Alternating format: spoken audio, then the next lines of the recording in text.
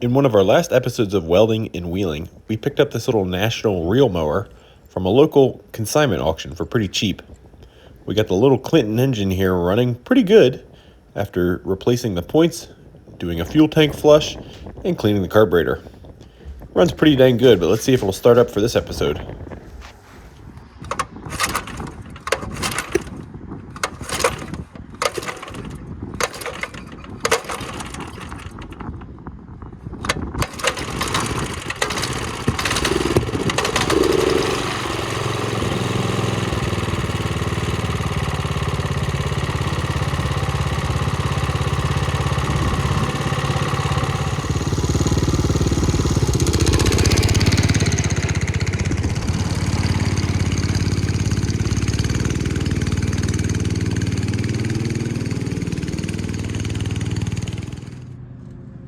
Alright, so first thing first, we're going to go ahead and get the 1.5 quarts of oil drained out of here. Looks like I'm not the first one to use a nut rounder on this baby. I actually need to grab a socket. Yeah, I'm not gonna use that.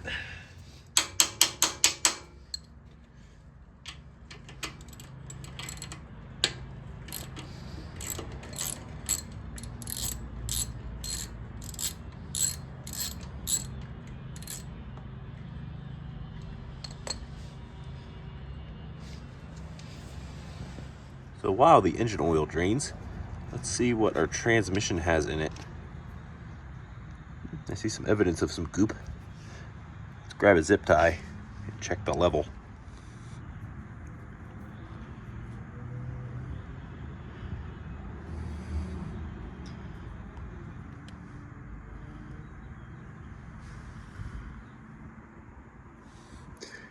Looks pretty sludgy, huh? I wonder if that's grease.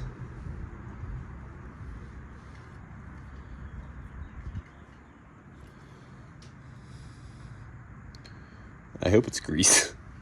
Doesn't look very oily, does it? The problem is I don't know what's supposed to be in that axle. It's almost impressive how good I am at making a mess doing oil changes. You would think this is the simplest oil change in the world to do. Undo one bolt, it falls right into the pan. I overlooked this little valley here though, which filled up with oil, and then transferred it all the way back under the engine plate, onto the steering, down onto the ground. I have the hardest time not making an absolute mess of the concrete or driveway whenever I do an oil change, and I don't know why. It's a curse. Let's get the plug slapped back in anyway.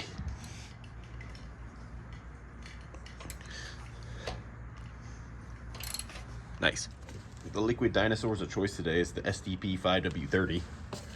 Not because it's the right oil, it's just what was on sale and I have it. It'll be alright. Let's see if it still runs after that. Better. Oh, yeah.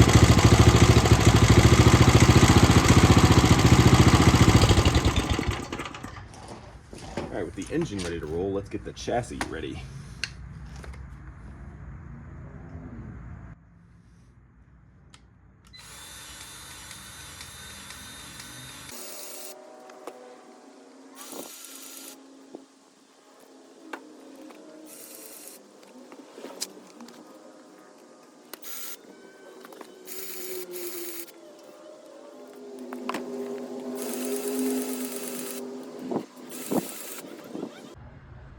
No, my head was probably right in your way, wasn't it?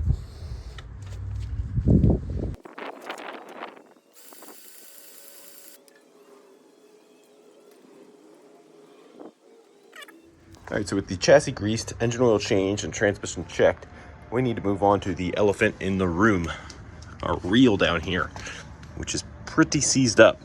I have gotten it to move a little bit, but it's pretty tight. So I need to figure out how to get it spinning freely, and then we need to learn how to sharpen a reel. Alright, so problem number one down here, this thing is chock full of old grass and dirt and stuff. Let's get that cleared out. And then maybe we have a fighting chance of this spinning.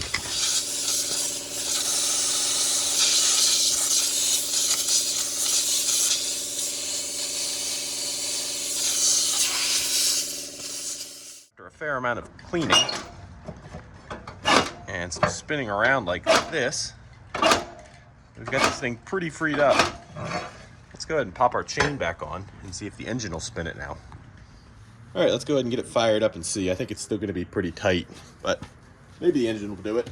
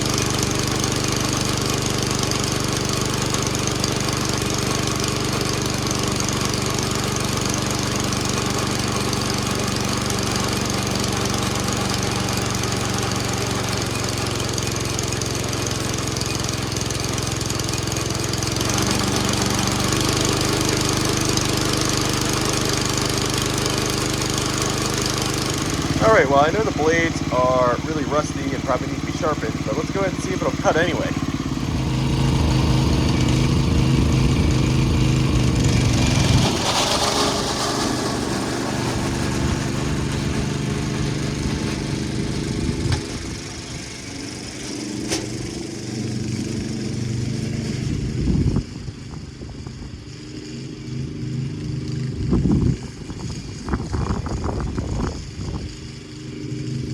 Heck yeah, that's grass clippings if I've ever seen them. Can't really tell, but it's cutting. I think I had the deck up in the air. I think I'm supposed to have it on the ground actually, and I don't. All right, one huge thing right off the bat that's a pain in the neck is if you want to drive, you gotta have the deck on.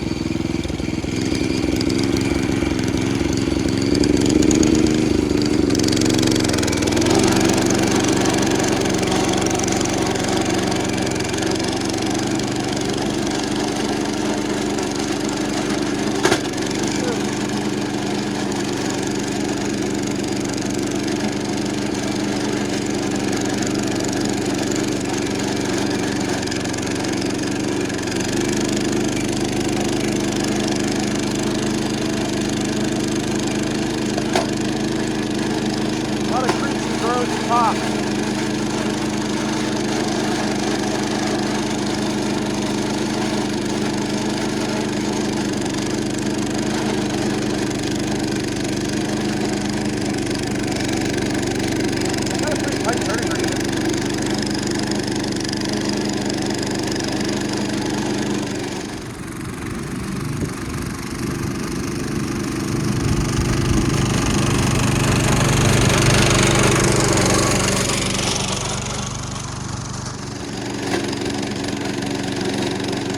That engine does not really sound happy. It sounds like it's working super hard.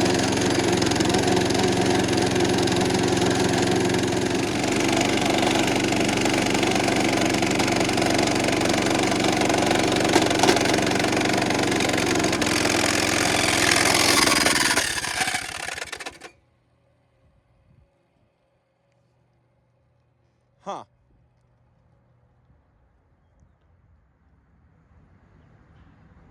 Did the flywheel fall off?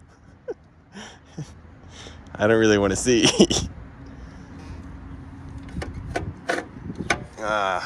Great. All right, well, it's not seized up, so that's good. All right, we popped the cover off.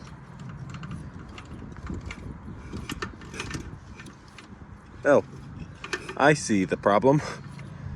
Oh, I thought, oh no, oh no. Okay, so I saw these witness marks, so I figured it was this, but look,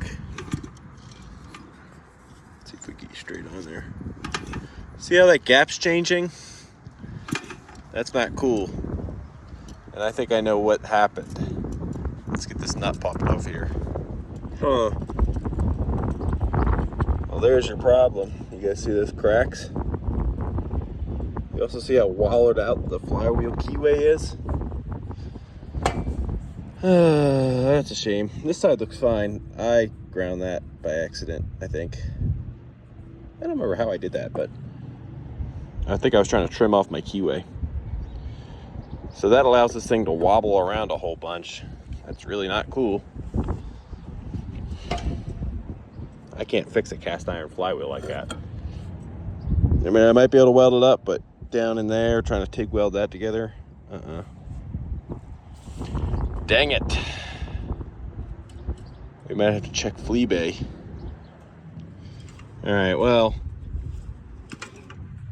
we got it back on there. Tighten the nut up a lot more than I had before.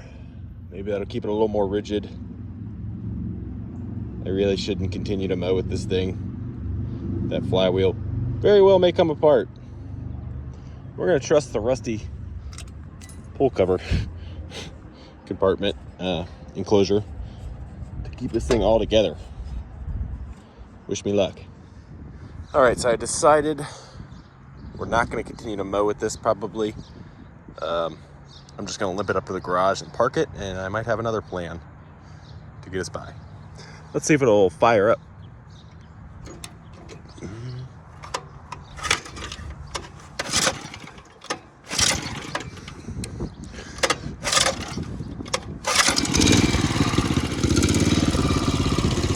Yeah, I'm gonna get this garage as fast as possible. That's like directly pointed at my crotch.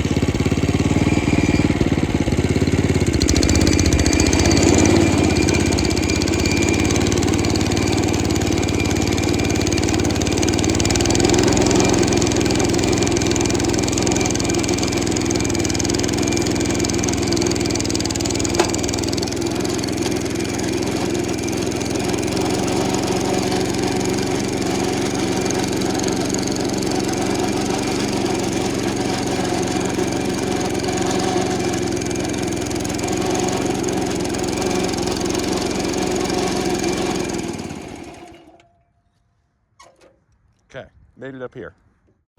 So the wind kind of destroyed my audio here, but our plan was to pull the Clinton engine off for the day and slap this little Predator clone on, just temporarily while we waited on a flywheel, and finish out the lawn for the day so I didn't have to dig my other lawnmower out. But you'll see that didn't go so swimmingly here in the next clip.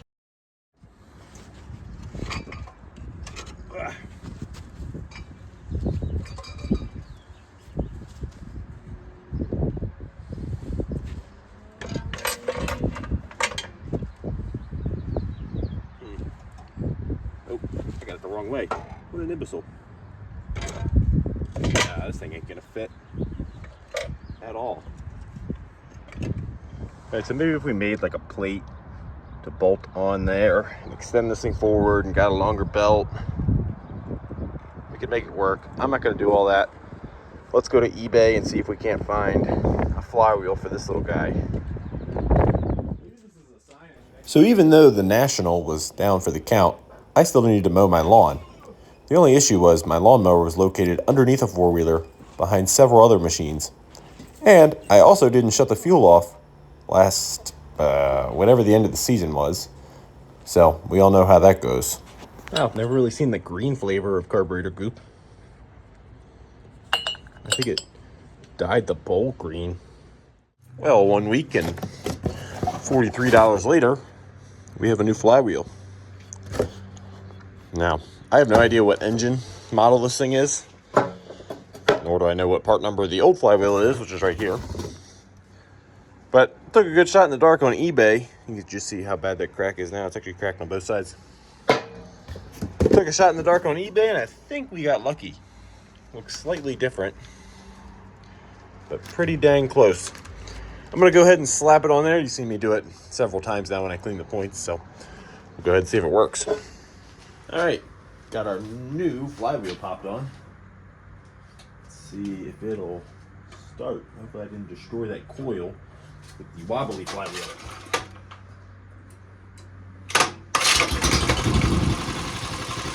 All right, apparently it wants to start with no throttle. Maybe. Do we have fuel? Yes.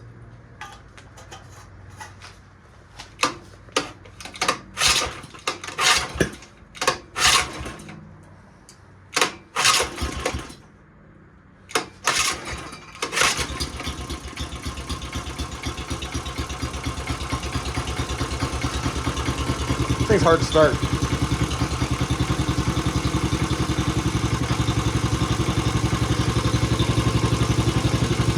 Let's go mow some grass.